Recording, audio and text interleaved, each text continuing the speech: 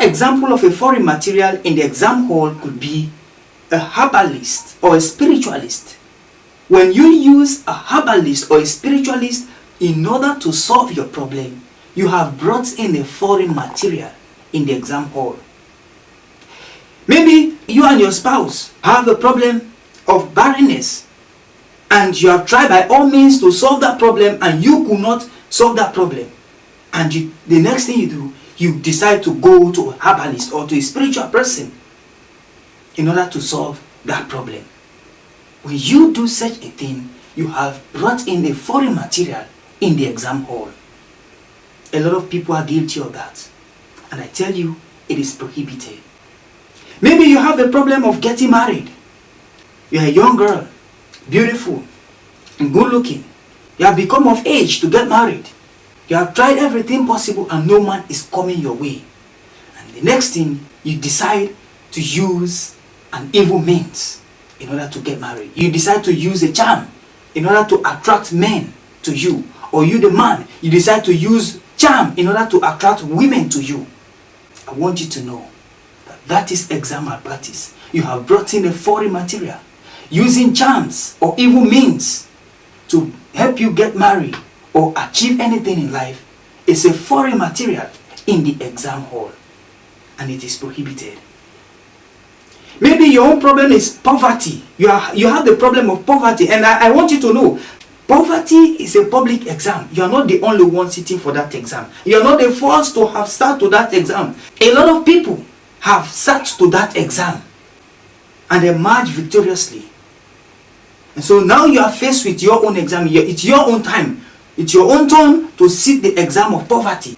You have tried everything possible to pass that exam, and you are still not able to pass. And the next thing, you decide to go the evil way. You decide to use charm. You decide to go to the herbalist in order to help you make wealth. You are in a lower class. Life is difficult for you. Because you want to be like other people who are living big, who are in higher classes, you decide to use the evil means in order to become wealthy, in order to solve the problem of poverty. By doing so, you have brought in a foreign material in the exam hall. It is prohibited for you to use an evil means in order to become wealthy. It is prohibited. It is a foreign material in the exam hall, and it is prohibited. Another example of a foreign material in the exam hall is when you use another man's wealth or resources like money or properties in order to make you wealthy. You have a problem that you need money to solve, or you want to become wealthy, you want to make it in life, and you decide to use money that does not belong to you in order to solve your problem. You decide to involve in corrupt practice in order to make you wealthy. You decide to steal in order to make you wealthy. I want you to know that doing such a thing means you have brought in a foreign material in the exam hall. You are not supposed to do that. You are not supposed to use money or wealth that is not yours in order to solve your problem. Maybe you are a politician. You hold a high position in society, and you decided that just because you are not in power, you want to use corrupt practices, you want to use the resources of the country or the people in order to make yourself wealthy. I want you to know that is exam malpractice. Using the resources of other people in order to make you wealthy is a foreign material in the exam hall. Stealing someone else's money in order to solve your problem in life is a foreign material in the exam hall.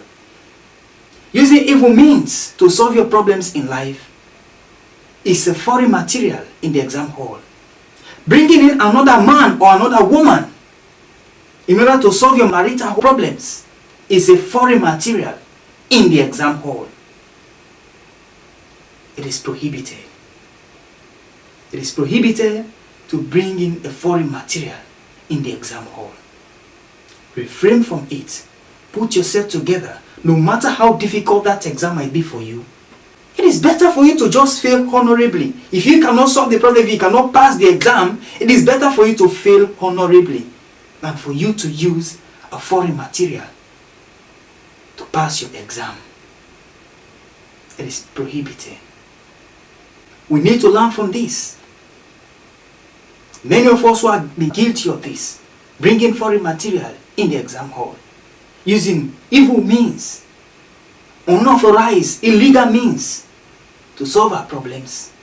We need to learn from this. Let us refrain from such acts, for they are prohibited in the exam of life.